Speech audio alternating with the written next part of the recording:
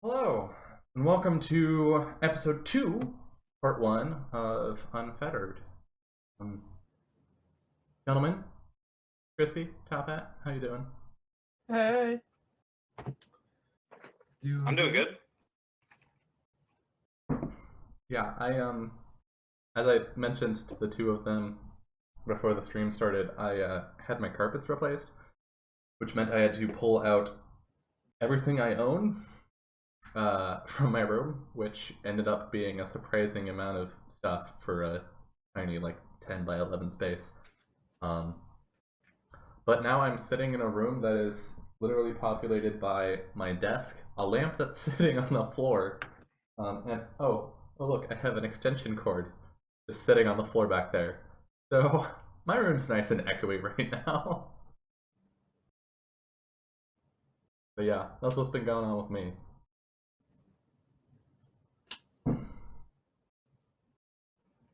Nice talk. Crispy. What you doing with All right. your week? Wait, what? What you do with your week?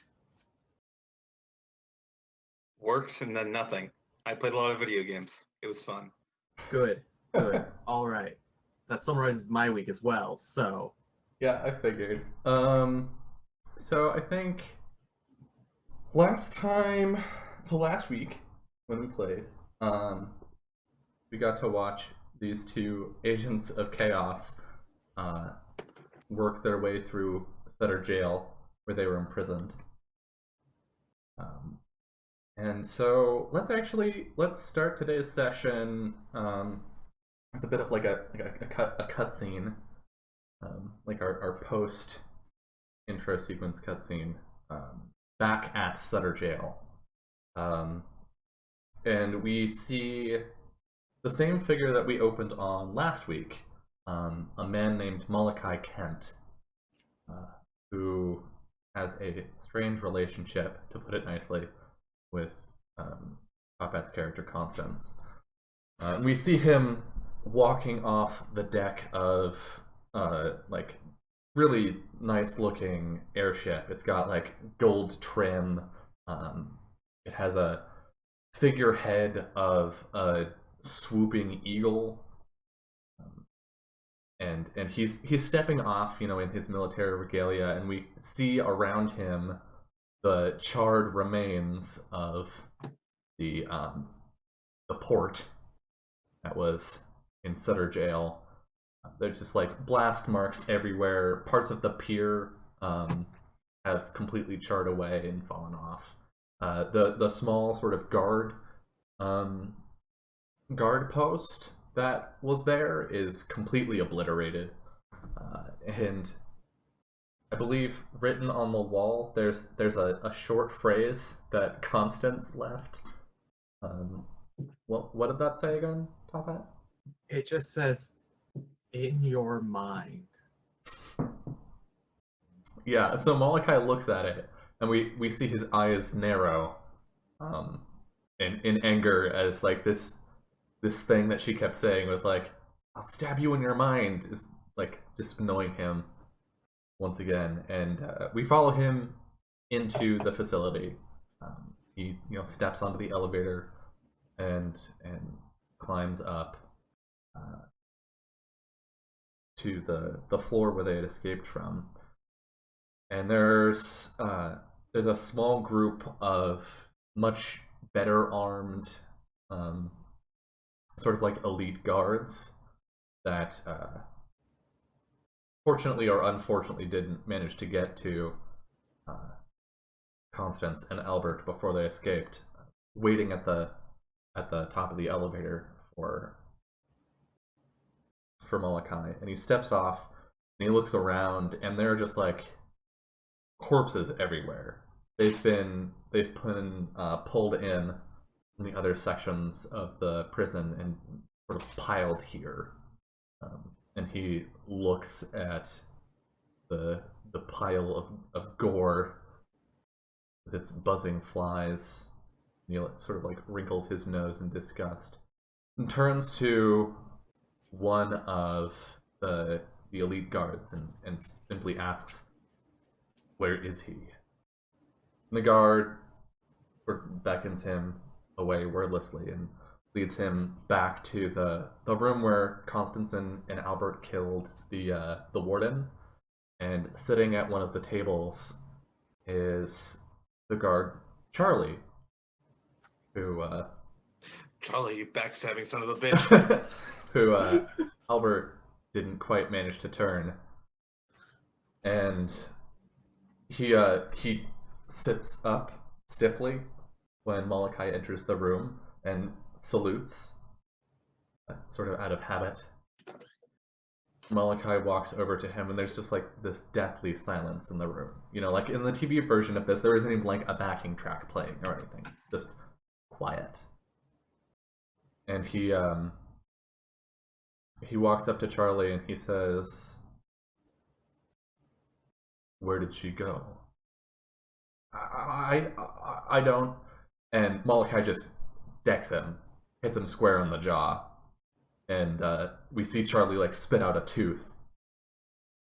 And Molokai says, "I've got time. Let me ask again. Where is she?" And then we cut away to the ship that you guys have stolen. It's a beautiful early winter day in Mulland, and you're soaring above. You're probably like, oops, that's the wrong token. I don't want to move that one.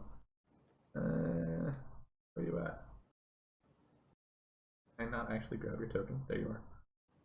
You guys are probably about here by now. The sun is shining. The clouds are below you. There are birds. The crew, not quite your crew at this point, is working the deck around you. Most of the people that you gathered, like a little more than half, that kind of most, were part of Kelly's gang, like prison gang, and so they currently answer to her. She's been pretty cooperative and willing to pass authority to you guys, and she's like so far recognized Albert as the captain, but it's pretty clear. Like occasionally you'll catch some glances and some whispers from the prisoners that you brought with you. There's a little bit of unease with like who's actually in charge, except with respect to the guards that you picked up. The guards that you recruited are like, you recruited them, so they're on board with you. Although there's maybe occasionally like, well, like is this other criminal going to try and challenge them or what? Like they're on your side, but they're not sure really what the situation is. Can I make a check of some sort to try and slowly impress the crew under my command?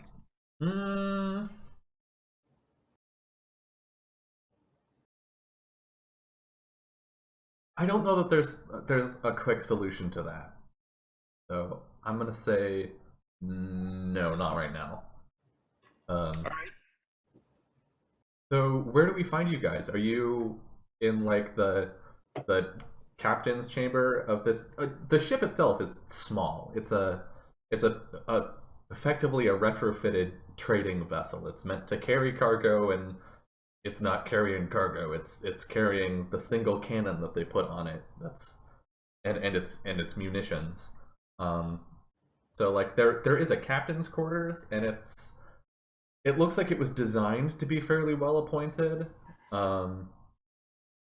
Like it has space for you to have like a wonderful desk and everything, but since it's a military vessel and a military prison vessel at that, it's really sparse. There's like a shitty creaky desk with some shitty creaky chairs. You got lucky, there's a map. So you're not flying completely blind. But I'm pretty sure neither of you is super navigation savvy. Why? I'm trained. So, I said I'm trained. I'm just not talented. Okay. So what are you guys doing? So Albert definitely called dibs on the captain's quarters, and he called that last session too. All So right. at the moment, Albert is like, he's got like basically the best thing he can muster up of a brush, and he's like dusting the surface of his deck. Like organizing if there's like a bookshelf. I don't know if there's a bookshelf. It's Yeah, pretty sure. sparse. There's like a half bookshelf, like waist Yeah. height. Yeah, he's already organized them alphabetically. Dusted off all the books. He started like preparing a list of books to get rid of if he gets more. Mm-hmm. His bed's well made, and he's got his hair like kind of slicked back, and his facial hair's. He's did a bit of grooming with his rapier because he's dumb like that. No, I've got daggers. All right. Yeah. So yeah, he's looking spliffy, and he's just kind of like getting used to the space. And every once in a while, he'll go out and just like stand on the deck and monitor the situation. Okay. I think meanwhile, Constance would be like helping crew the ship, and when she's not, she's just sitting in whatever version of a crow's nest the ship has. Yeah, I think it's too small for a proper crow's nest, but there's rigging that you can climb. Yeah, so I'm just sitting like in a rigging, just chilling there. It's like, Yeah, and this ship was clearly meant to, at least for Sutter Jail's purposes, it was meant to enforce, right? It wasn't meant to go about. So in checking the supplies on the ship, there's like maybe enough to feed your crew for a day, maybe. And you've got a little bit of oh god, what's it called? Tethering equipment? Mooring equipment. The sort of harnesses and straps and clips that you would use to keep yourself attached to the ship. There are like a couple sets of those that you can hand out to probably the two of you and a couple other important people. But it's really not meant for this kind of travel, and so you're kind of hurting for supplies. All right. So I assume can we open up to like a meeting scene? Where Yeah. it's Vessinger and Stormheart and maybe what's her face, Kelly. But that's it's no, Kelly. Yeah, Kelly can join us for the moment.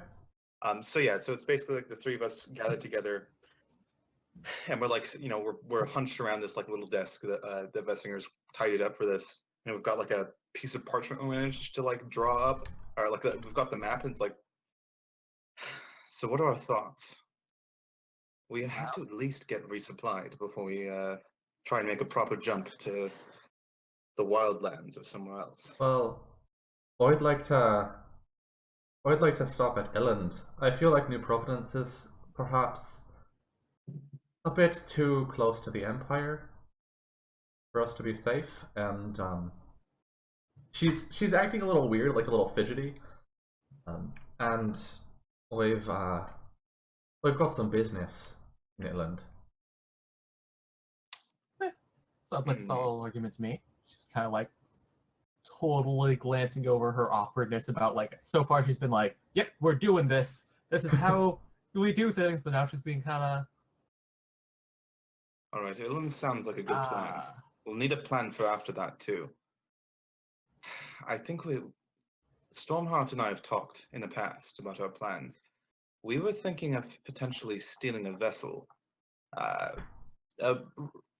Just so that we are not so easily recognizable by the Empire. She looks around. So we were thinking of stealing a vessel and then flying into no man's land, trying to find more crew and situate ourselves in one of the cities there.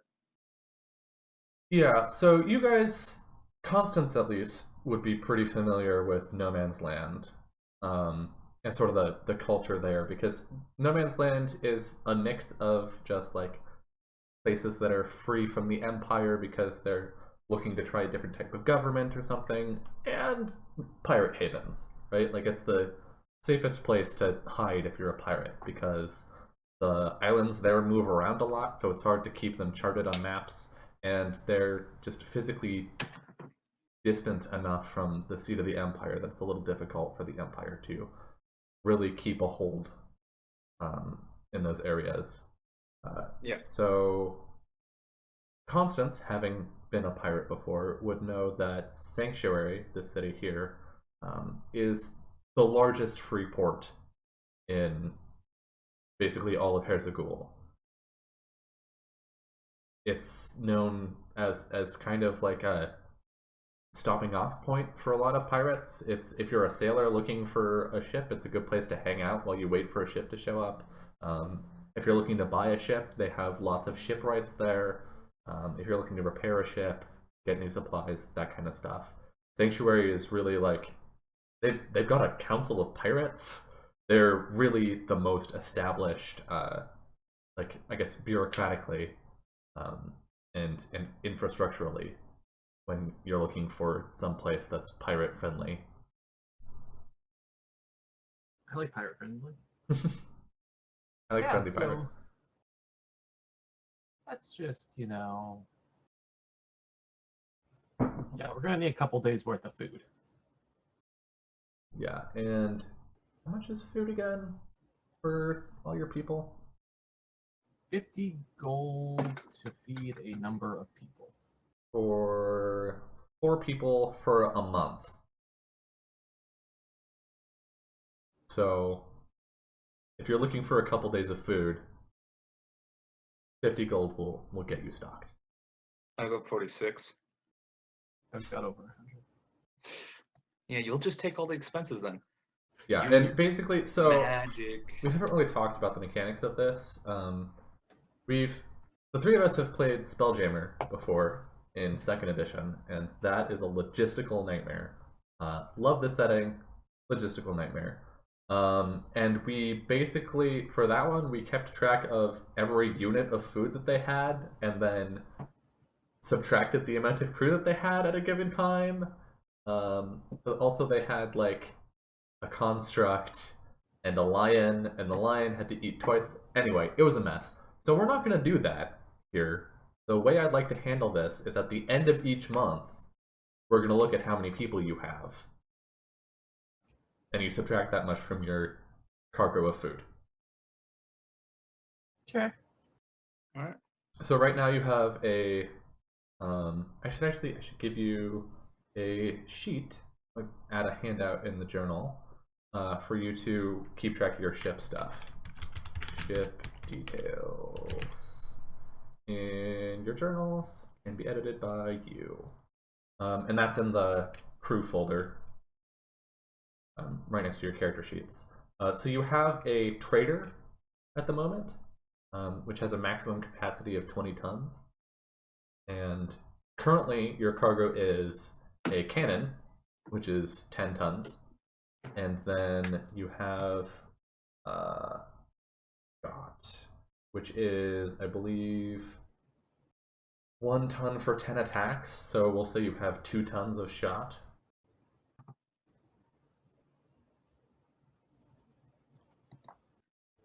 Great. So one of you should write that down. Let's go. Damn it. Let's try and find the rules for the ship. How much am I writing down? We are a trader.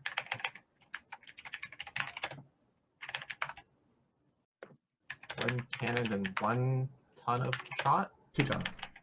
So that's 20 shots. And that totals to 12 tons.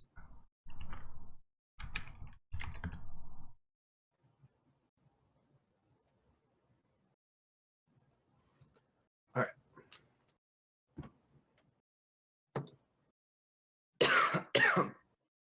Okie doke. All right. So that's where you're at. If you want to record the rest of the ship stuff, I can, and you don't have the handout open, I can send you a link on Discord again.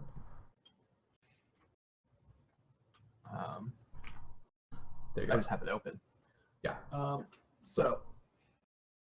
And you can go 12 miles per hour, so that's how you can figure out how far you got to go. So we're like another day away from Illand. Yeah. It would be faster to drop in New Providence, but as mentioned, it's a pretty populated town. Do we have the food to make it to Illand? Is the first concern. Well, no one's gonna starve if you push on to Illand, right? Like, you're gonna run out of food before you get there. People are gonna be grumpy, but no one's gonna be famished or anything. All right, we push on to Illand. And you have some options there. I'm gonna pull Stormheart aside and be like, "Okay, Stormheart, we're gonna make it to Illand, and then we're gonna pay for food. When we do, we're going to say food on the captain's going to buy us food, and then purchase it. We need to make sure that we don't have any insubordination as time goes on. So we've got to be careful about the way we project ourselves to these crewmates." I mean, they can think about insubordination. Then they can think back to how I electrocuted people in front of them. Look, a captain, a crew that obeys and a crew that are loyal are two different concepts, but they are very different concepts. They're similar, but they are very different concepts. We have to make sure that these people we can trust with our backs when we can't blast them with lightning. What do you do when you can't blast things with lightning? That's Well, for most of us, you stab things with swords, but apparently you lose. Yeah. wow, that hurt. I could just shoot lightning at things. Trying to find what the rules for not eating are, 5th edition. Not that much in the way of rules. I'm pretty sure there's a the environment food. Character needs 1 pound of food per day. Character can go without food a number of days equal to 3 plus your con mod. Okay, so with a minimum of 1. So no one's gonna arrive exhausted. No one's gonna take a level of exhaustion from this trek. Just a lot of grumpy people. Just some grumpy crew. Yeah. Probably grumpy crew that just got out of prison. Yeah, probably more so the guards, honestly, than the prisoners. Because the prisoners at this point are used to bad treatment. And the guards are used to kind of a shitty time, but we're also, like, given this promise of, come with us and you'll be a pirate and it'll be great. And their, like, second day on the job is not great. Well, most of them got that speech. Some of them got the, you're joining us or you're dead. Yeah, true. Tomato. We're gonna need to drag this crew fully under our control. All right. Well, are we going to fast forward to Illand? Yeah. Unless we spot a particularly juicy catch and decide to take it down. Unless we spot a particularly juicy flock of birds. Fire the cannon! Or a ship that's even slower and less armed than we are. No, okay, I just pictured casting Whirlwind and then forcing all the birds onto our deck. Alright, yeah, so you're gonna head on to Illand. To front. Okay. So the second day, the weather holds, which is good. You don't want grumpy crew in the rain. Illand itself, it's surrounded by sort of these plains, but it's also on the edge of somewhat craggy, fractured territory at the edge of Mulland here. So it's a mix of rocky terrain and rolling hills. The city proper is shockingly small for how important it is to the Empire. It houses the, see if I can remember this, Sir Terry College of Alchemy and Design, often called Saint Cad for short, which is the foremost university for studying alchemy, magitech, engineering, these kinds of things. So a lot of people come through, whether they be students or families of students or merchants, but the actual like permanent residents, like the permanent population at Illand is pretty small. So most of Illand is multi-story sort of dormitories for students to stay in, and then there's the university in the center, and sort of around the edge of the town are the airport, or the airship dock, and sort of supporting businesses, oolite refineries, some smitheries, some, a tailor, maybe two, that kind of stuff. The sort of things that you need on hand, but would expect to see much more of in a larger city. So you're arriving in Illand in a military ship, which I'm just realizing now. We'd probably try and dock elsewhere. Would it be possible for us to dock in a natural outcropping? You just go land outside of town and walk in? Yeah. Yeah. Okay, yeah, you could land a few miles away from the city limits. Now, you can do that, but there are some trade-offs that I want you to be aware of beforehand. That would be ideal. And all of them essentially amount to your ship's not going to be on hand, which means your crew is not going to be on hand if something goes south. So, whereas if you had your ship at the dock and you got into trouble, you could just rush to the dock and bail. This way, you're going to have to, if you get into trouble, which who knows? You guys might be perfect angels this entire time. If you get in trouble, you're going to have to run out of town and then even further in order to get yourselves to safety. So it's a little riskier, but it's as far as being in the town. But yes, you will of course avoid having to explain why you have a military vessel. I can try and do some fast talking, but we'll have to see if that's actually possible. I can afford a wagon and a draft horse, so getting the food back won't be a problem. There you go. And then we just keep a draft horse and a wagon on our ship the next time we go to town. That's Might want to just rent the a little wagon. bit. Yeah, I mean, actually, now that I think about it, getting cargo onto your ship is going to be a little difficult without a dock, too. Yeah. All right, so things have been changed up. We're gonna have to dock. You're going to go into town and dock at the port of Illand? Yeah. But I'm actually going to buy us a wagon. We might not have horses for it. Yeah. You're going to do this. It's important to you. All right. Okay, she's apparently buying a wagon. Just You put us a in band the on it? captain's meeting, I'm going to get a wagon. Why are you getting a wagon? We're going to need a wagon. just trust me on this. We need it. It's important. Every D&D campaign I've played in, at one point or another, I have purchased a wagon. All right. No reason to stop now, I suppose. Yeah. Just because I'm on a ship? Nah. Yeah. So, how are you going to approach Illand? I think we're gonna approach Illand by military standards. Right. Vessinger You knows those. you would know. Yes, Vessinger would Yes. know the proper protocol and know how to comport himself like a military airship captain, because he is one or was one. However, you do have a ship full of prisoners wearing raggy clothing. Yeah. Um, Well, they don't have to come from Hersagul. right. See, the thing is, if they're just from a normal prison camp, then we can claim that they're laborers, and we've come to There's pick up no supplies. dressers on board the ship. There are not just Military uniforms. spare military uniforms on hand. Now the real question, though, the one that I was really curious about, Mhm. the captain's quarter.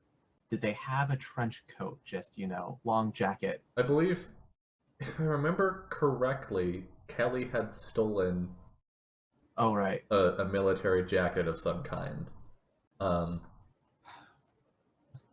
The guards, of course, are dressed appropriately. How many of those did you have again? 5. 5. Okay, so you have 5 people already dressed appropriately. Vessinger has a hat that would be appropriate. You can probably find a spare captain's uniform. He was thrown in minus the jail. jacket. He was thrown in jail with the captain's uniform. Oh, true. You'd have your old uniform, Yeah. so it's a little raggy, a little moth bitten, but I mean, I just tried to repair it as best as I could. yeah, like it's passable, but you're not going to convince anyone that you're like a big deal. Well, have you seen our ship?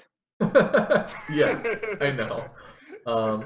Fair. Honestly, So I was super like stiffed So up and the plan, we just fly it over and we all just jump off the ship and then someone just flies in circles above until we're ready to leave.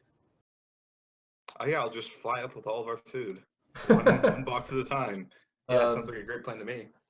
Vessinger and the 5 guards are dressed Yes. appropriately. You don't have to worry about any of them. You're going to have to come up with a plan for your prisoners and for Constance. So Constance is we my hide second in in command. boxes and you, the 5 guards, carry us onto the dock. That seems like an awful idea. I love PC plans. Here's my thought. We gather all the prisoners together and we put them in bondage in the hold. In the hold, Ooh. and then we'll not like that. We'll tell them that we brought them along for crude labor, and we're here to pick up supplies for a nearby prison. Okay, so you're going to basically lock up the prisoners? Okay. Yeah.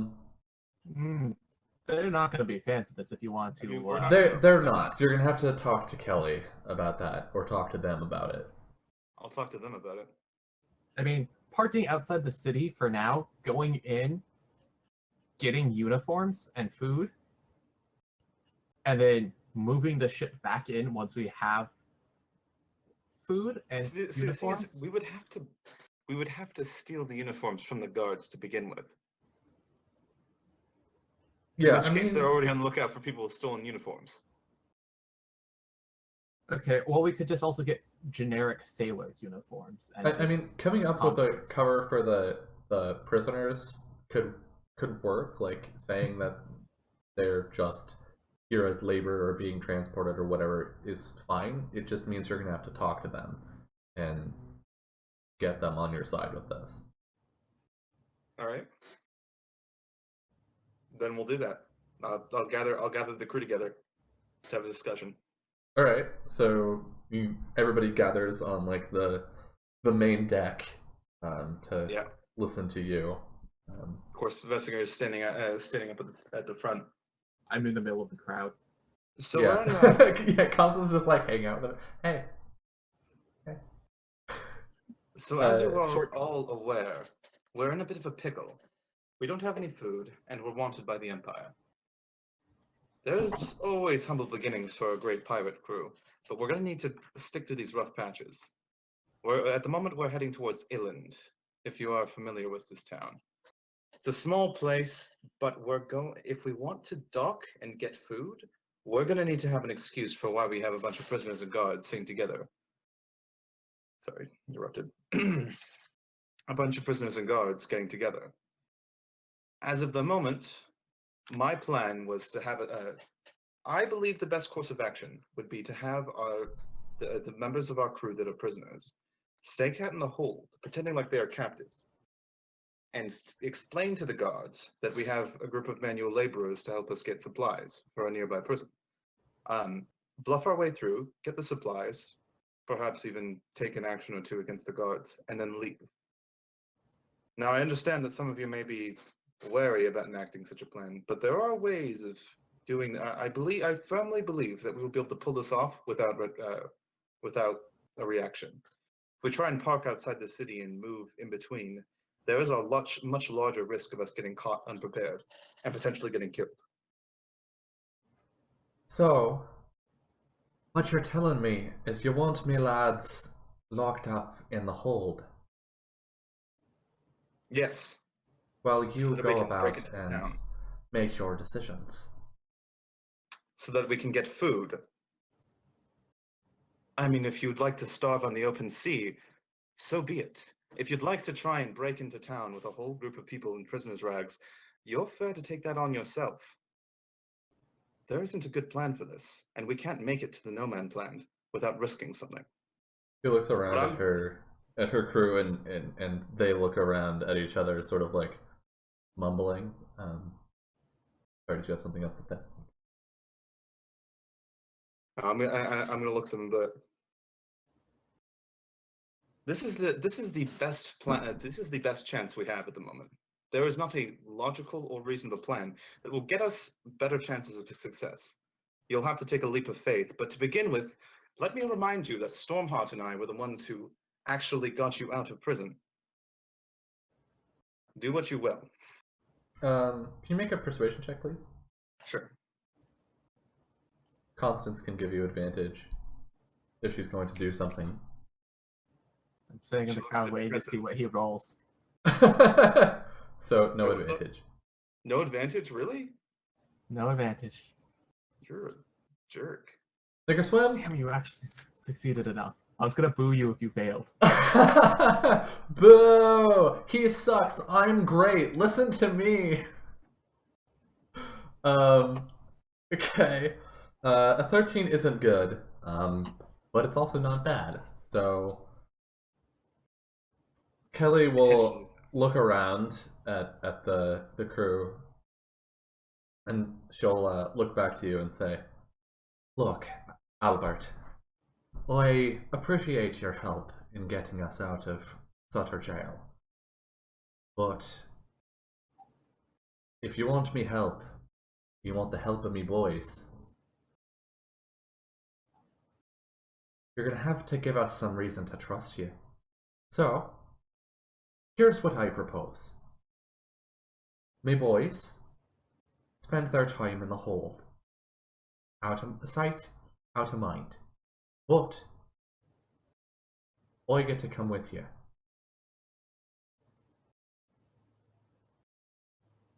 I'm gonna look at Stormheart. Actually, I don't even know if I'd want to bring Stormheart. Well, I need muscle. Do you want to bring Stormheart? Just a scene of just a little like bubble pops up from Albert of just Stormheart just blowing everything up as she's walking down the street. we see like a little like mini cartoon version of Constance standing in a city square, or a city square with lightning raining down around her. She's like, "Ma!" Just like shakes his head. Because All right, fair enough. But you have to do exactly as I say, Killy. Military protocol is not something to mess around with. I mean, wagons is still an option. We will get wagons either way. We go outside the city, we get a wagon, we come back with uniforms or just nicer clothing. None of us look like we're guards, and we just come as a trader ship. I mean, that's the other In a option. military vessel? Close enough to a trader. That's not gonna fly. Hmm. And I would know I'm an expert. Killy is she's willing to take that deal. She'll like spit in her palm and hold her hand out. All right. Vessinger just like looks at her like, all right, fine, and he like grabs her hand and shakes it. She shrugs. Close enough. All right, boys, get down there. Yeah, and there's a little bit of grumbling, but it's more of the like people like to gripe about things kind of grumbling than any actual unrest. Yeah. And so I think from there we cut to you guys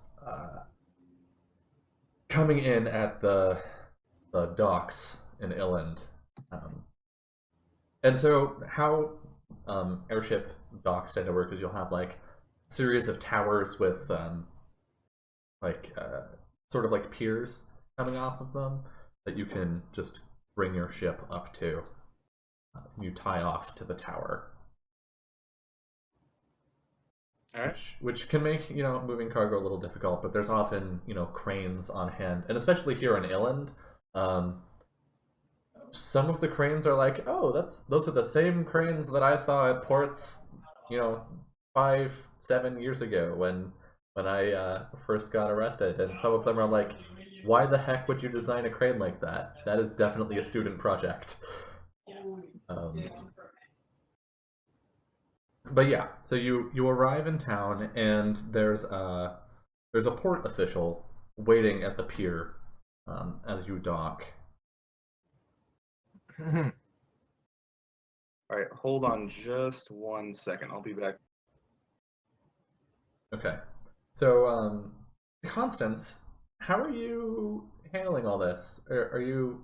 I assume you're in whatever clothes you entered Sutter Jail in whatever skyfaring pirate outfit you had. Oh, it's the full, tri-point hat, like too long leather jacket. It's like drags it was a little? obviously taken from someone, and it's like dragging on the ground a little bit. Right, because Constance is pretty short, right? Yeah, like 5'2" ish. Mm-hmm. So yeah, she's just like, yes. And like she like when she puts her hands on her hips, you like see how baggy the arms are as they like. So both you and Albert have like these tricorn hats. Yes. His is a little nicer, but nice. I mean, it wasn't base nicer, but it was probably just spruced up a bit. Yeah. All right. So what's the situation? Sorry, I had to walk away. Yeah. As you arrive in Illand and pull up to the dock, there is a port official waiting for you. He's got like a clipboard and a cravat. He's done his hair up in a bun. He's standing there with his pen. Ho there! I like lean over to Vessinger.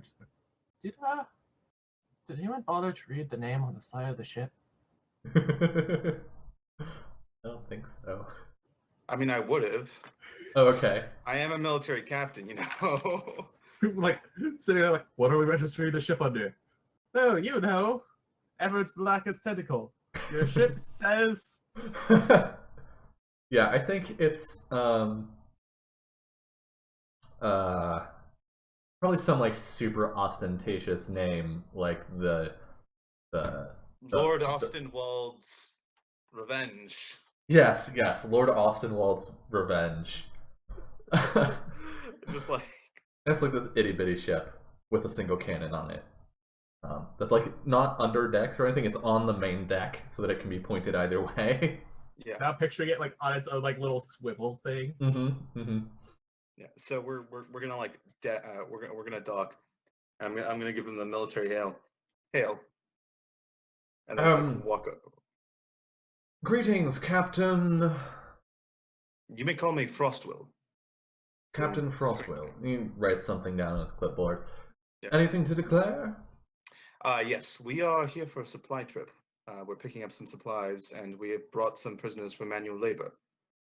I see. And he looks at the guards on deck. Your soldiers will be taking care of them, or should I contact soldiers, the garrison? They are okay. The prisoners are unarmed and untrained. Our soldiers will be enough to handle them. Very well. And your he like slides the pen into a slot on the clipboard. Yeah. Your documentation, please. Right. There was there documentation in the cabin? No. There were papers and ink and pens and such. So you could attempt to forge some. All right, I'll do that. I just put 5 coins into Vessinger's hands. But like it's like, the papers. I just put coins in his hands. Like, of course. Could we have made that check before? I don't know anything about ship stuff. To forge them?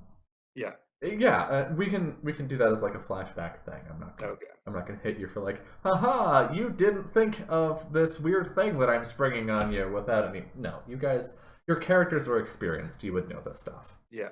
I'm experienced in bribing ports. Yes. If you would like, do either of you have proficiency with a forgery kit? No. Nope. All right, then I believe it's a dexterity check without proficiency. Okay. One of you could do it, and like say Constance could do it, and then Albert could assist by providing the information he remembers would be on such forums. Just send me a mental image of it. Thank you very much. Oh yeah. Oh yeah, There. yeah. Yeah. So we'll do that. Don't fuck No. up. Just Okay, pop that so in the chat. dex check without proficiency, but with advantage.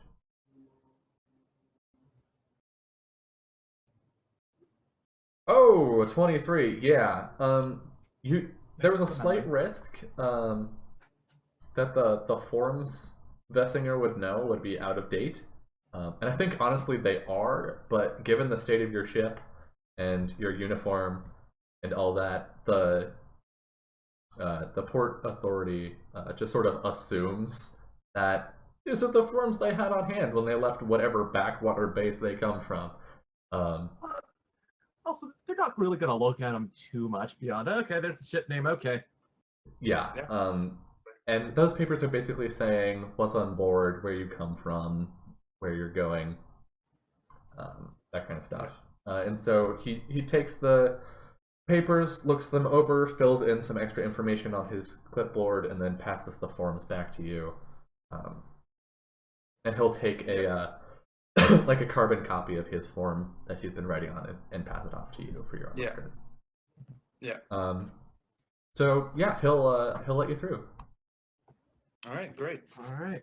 So I talked our way through that one. There was like 6 different times where you're like, oh, but what about this thing that you didn't think of? Like, crap. Yeah. So yeah, we dock. We're gonna go find a merchant. Okay. Yeah, so Those forms. first thing, we're going to find some. Yeah, we're gonna find a merchant for the supplies. I'm We'll probably clothes. bring a couple of the guards with us. Oh yeah, and Killy. Yeah. For common clothes. Sweet.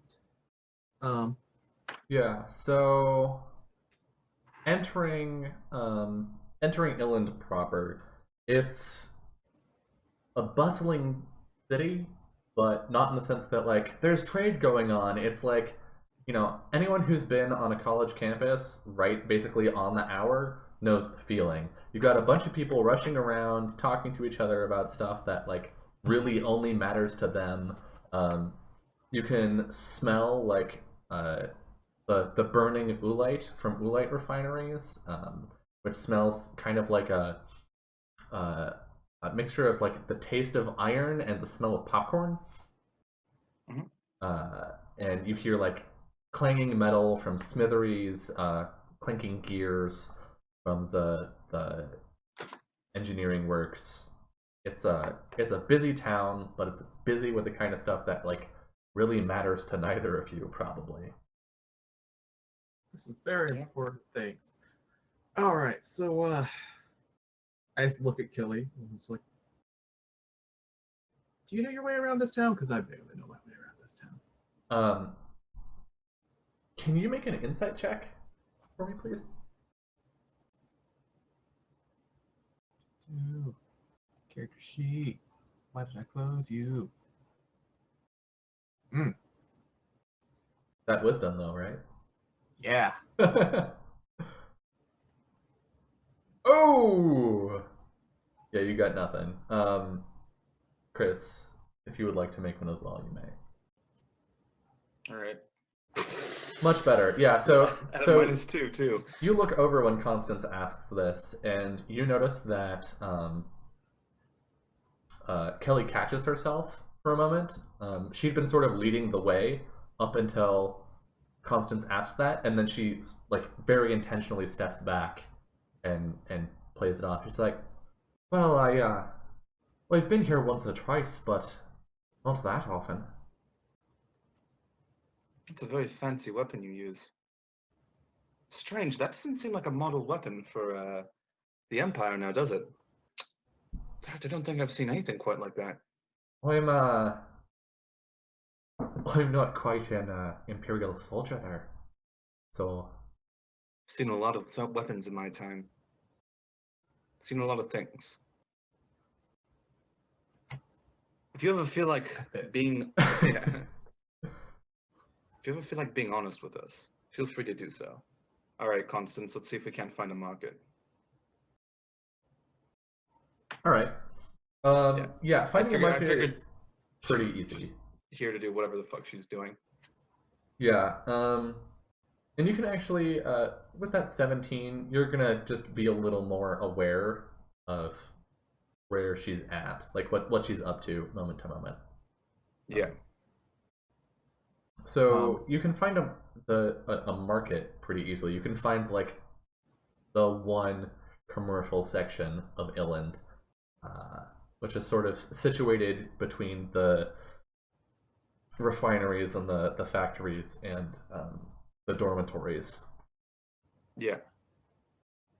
All right. Well, all right. I'll go along and see if I can't find a dealer to, like someone who would sell that kind of stuff in en masse.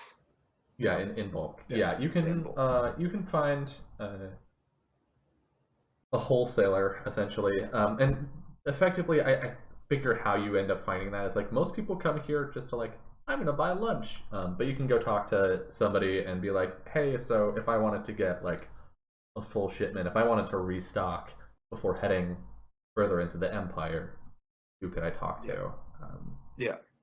And yeah, so I'm not gonna make your lives difficult for that. You can just spend the money to purchase the food, and all of the necessary equipment for getting cargo onto ships is present at the dock. So you can just let them know which slip you're at in the docks, and they'll get the stuff sent to you in the evening. All right. We'll organize that. I'm gonna turn to Stormheart, and I'm gonna like split a grin.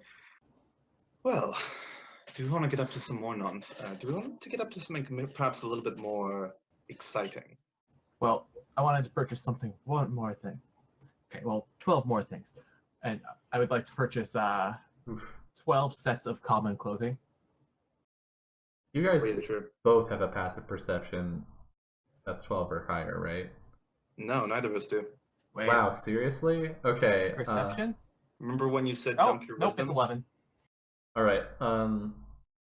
Albert, Could I have an advantage because I'll let you roll for it.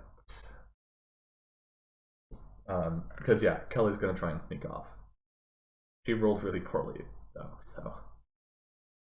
So is this just a normal roll or? Yeah, just normal perception. Yeah, so you notice when she you guys go into a shop and she doesn't walk through the door with you. She sort of hangs back a bit until you enter and then starts walking off somewhere. I'm gonna I think I might just go and confront her. I don't want to deal with this bullshit. Okay, yeah. She's, she makes it maybe a block away and she's got something in her hand that she's holding up to her face. Yeah. And yeah, you can just walk right up to her.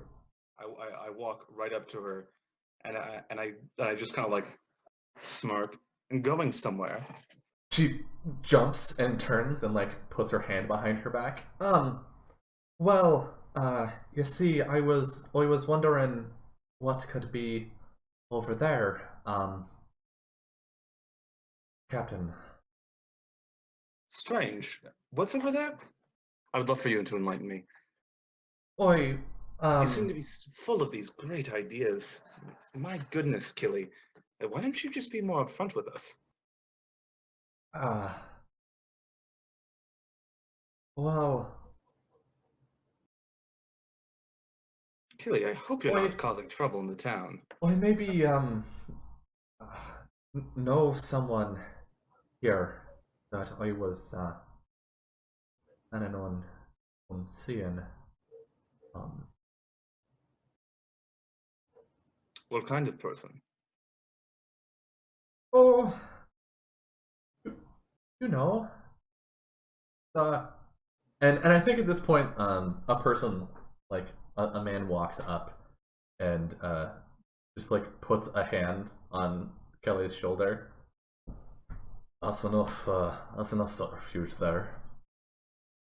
The name. What? He holds a hand out to you, and he's reasonably tall. Yeah. But not super fit. He's wearing sort of a coat. It's got like a pocket with a pen sticking out of it. He's got a pair of spectacles on his face. Short, well-kept black hair, and he holds a hand out to you and says, "Name's Roderick. Roderick O'Dea." Let me just check our last names here. Oh, I figured. O'Dea. They call me Captain. They call me Vessinger. Pleasure to meet you. Your reputation precedes you. He like gives a wink to Kelly. All right, I'm sure you've heard lovely things. All good. I promise. I appreciate you helping my wife get out of jail. That wasn't an easy break, but we did it. She certainly pulled her own, to say the least. Do I hear? My apologies for dishonesty, but Kelly's not the most trusting. Kelly like elbows him a little bit. Well, when you get put in a place like Hersagul, things like trust go down the drain pretty quickly. So you two are married, then? It's a long time. That we are. And the two sort of smile at each other, and like you can tell, like because she's been in jail for a while, not as long as either of you, but a while. They're both pretty happy to be seeing each other again. Okay. I mean, like, so is your plan to stop off here, Killy, or are you still planning on going to Sanctuary? She looks up at Roderick, and he looks down at her. We haven't quite talked about that yet. Oh, I imagine you just met just now. Absolutely. She puts her hand that was behind her back into her pocket. So how did you two get in contact, anyways? She And it's strange. I could have sworn you were carrying something in your hand. Yeah, at this point, she knows the jig is completely up, and she's like being really uncomfortable about it. And Roderick's like, "Oh, you noticed that, did you?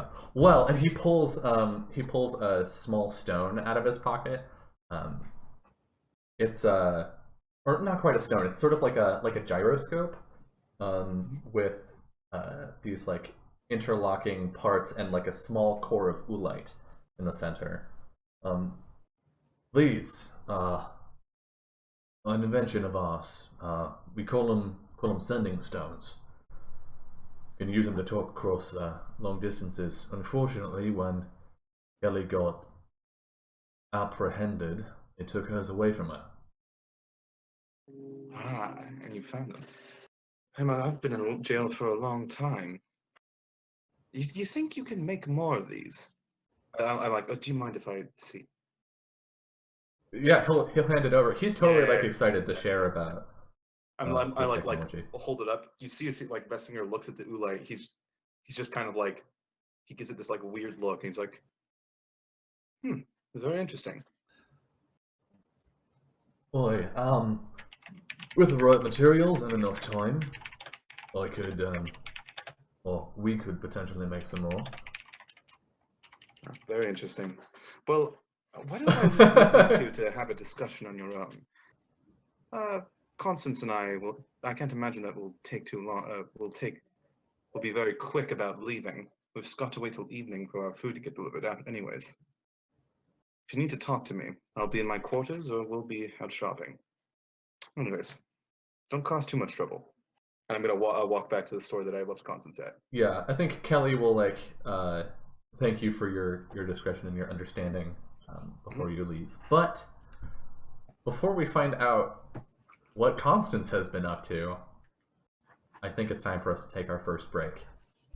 So we're gonna take a quick break, but we'll be right back with part 2 of episode 2 of Unfettered right after this. All right.